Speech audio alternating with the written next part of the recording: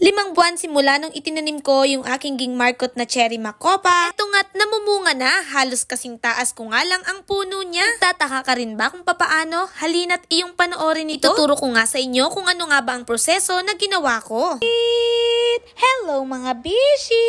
3 buwan na nga nakakaraan simula nung pumunta ako sa farm ni Sir Ed Magnaye sa bayan ng Bungabong, Oriental, Mindoro. Kung nga ay nagulat mga bishi dahil alam nyo ba na kahit sobrang liit lang ng inyong mga tanim, pwede na agad itong mamunga ng sobrang dami? Iyan nga ay posible kung ang inyong gagawin ay ang proseso ng marketing. Akin na ngang nagawa nito ng video pero ngayon nga ay uulitin ko para naman mapanood din ng mga bago kong taga-subaybay. Kasi panigurado natabunan na ito kaya naman uulitin ko para sa inyo. Sa proseso nga ng marketing mga bishi, ang kakailanganin lang nating mga kagamitan ay yung marketing tape, cutting knife, gano'n na din ang plastic. Wala man kayong cutting knife mga bishi, kahit ang ordinaryong kutsilyo ay pwede na basta sobrang talas. Sa lupa naman mga bishi, ang kailangan natin ay coco peat na may halong matabang lupa. Lagyan nga natin siya ng kaunting tubig pero yung tama lang. Dapat yung makabasa lang ba siya ng ating lupa. Hindi labis, hindi kulang, tama lang, ganun. Tapos halu-haluin lang natin siya ng very light. Dapat kasi walang buo-buong lupa at saka dapat kapag piniga nyo mga bishi, hindi nagatulo-tulo yung tubig. Sabi ko nga sa inyo, tama lang dapat. Kapag okay na, pumunta na tayo doon sa puno na ating imamarkot. Una nga natin gagawin mga bishi ay mag-cut tayo ng 1 to 2 inches dito sa ating sanga. Sunod naman ay kayudin natin yung cambium layer para hindi ulit siya mag-provide ng panibagong balat at makapag-focus siya sa pag-provide ng ugat. Pagkatapos nga mga bishi, balutan natin ito ng plastic at tahiin gamit ang stick. Ika-4 nga ay talian natin ang ilalim dahil isusunod natin ang paglalagay ng ating matabang lupa. Ang pang-anim at pinakanghuling proseso nga ay talian na natin ito sa itaas. Talian nga din natin siya sa gitna para mas sumiksik yung lupa doon sa ating sanga. Dapat mga bishi, sobrang higpit ng ating pagkakatali para dikit na dikit talaga yung lupa doon sa ating sanga. At ang pinakanguli, tusok-tusukan ito nang sa ganon ay may pumasok pa rin na hangin doon sa ating lupa. Huwag nga din natin kakalimutang ilagay yung date kung kailan ba natin ito ginawa. After 21 days nga, pwede nyo na itong putulin. Depende kung sobrang dami na talaga siyang ugat. Pero dahil nga malayo-layo ang bungabong sa amin, 3 buwan bago ako nakabalik at talaga namang sobrang dami na siyang ugat mga bishi. Tignan nyo, may tumubo pang ang sanga sa ilalim nito. O diba, napakabongga naman. Kayang-kaya ko pala siyang gawin. Kaya naman alam kong kayang-kaya mo rin. Kaya subukan mo na ito mga bishi sa inyong mga tahanan kung mayroon kang halaman. Para nga po sa mga hindi pa nakakaalam, ito nga po ay pagmamayari ng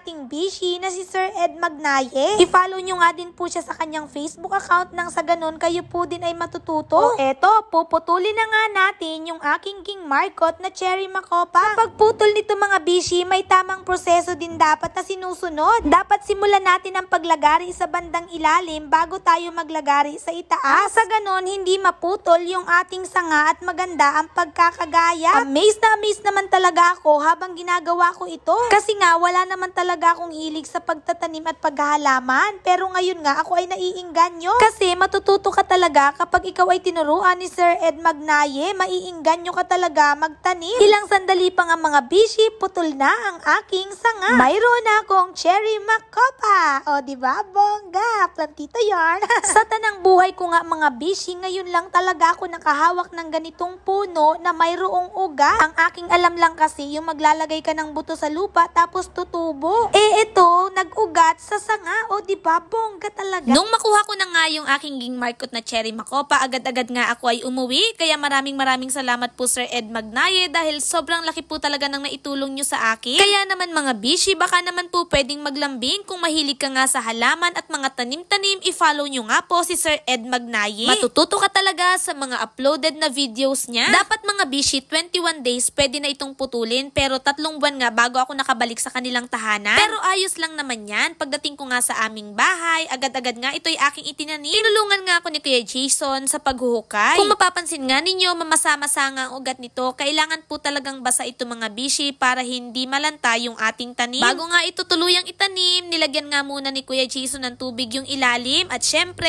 yung ating sikretong sangkap na asukal. Charis. Sabi daw kasi kapag mayroong asukal ang iyong tanim, tatamis daw ang bunga nito. At ngayong araw nga mga bishi, malalaman nga natin kung matamis nga ba ang naging bunga nitong aking cherry makopa. Habang nagwawalis nga ang aking papa, tinanong nga niya ako kung ano nga daw ba yung aking itinanim dahil parang may nakita nga daw siya na kulay itim. Hello mga bishi! After 5 months nga simula nung itinanim ko itong aking King Marcot na cherry makopa, namunga na siya. Tingnan niyo mga bishi, oh. Ayan na yung bunga niya, oh. Sabi sa akin ni Papa, ano daw yung bunga nito? Dahil bakit daw may nagalamit-lawit? Yung pala, bunga na siya ng cherry makopa. Hindi ko namalayan. Kasi hindi ko akalain na kahit pala kasing tangkad ko lang yung isang tanim, ay pwedeng-pwede na agad siya mamunga. Yan nga yung benefits kapag ang ating mga tanim ay ating King Marcot. Dahil ito ay King Marcot ko doon sa bahay ni na Sir Ed Magnaye. Maraming salamat po Sir Ed dahil sa inyo natuto ako mag-marcot at eto na nga po yung big marcot ko. O diba ang bongga? Tingnan nyo mga bishi, oh. Eto yung kanyang bunga. Magapitas na ako ng isa para tikman natin kung ano ba ang kanyang lasa. Yan, bongga. Ayan. Hindi ko na nga ito hugasan, diretso kain na.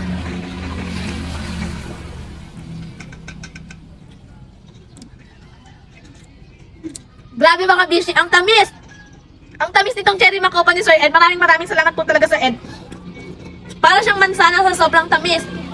Masarap siya mga bishi. At eto nga, di ba may bunga siya? Doon sa mga dulo may mga puso na siya. Yung parang mamumunga na din siya. Siguro mga ilang araw lang.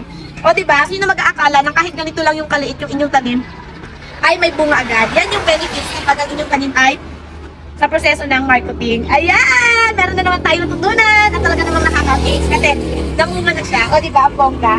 Nakakatuwa. Maraming salamat po Sir Ed! O diba mga bishi, sobrang bongga kasi 5 buwan nga lang simula nung ito'y aking tinanim na munga agad siya. Kaya naman kung mayroon kang mga halaman dyan, pwede mo nga din gawin ang proseso ng marketing. Panoorin nyo na lang po yung aking mga video tungkol dito para kayo din ay matuto. Kung nagustuhan mo nga itong aking video, paki-like and share naman ito. Huwag mo na din kalimutan na i-follow ako. O paano ba mga bishi, hanggang dito na lang muna. Maraming salamat sa inyong patuloy na panonood. Patuloy po sana tayong pagpalain ng ating poong may kapal.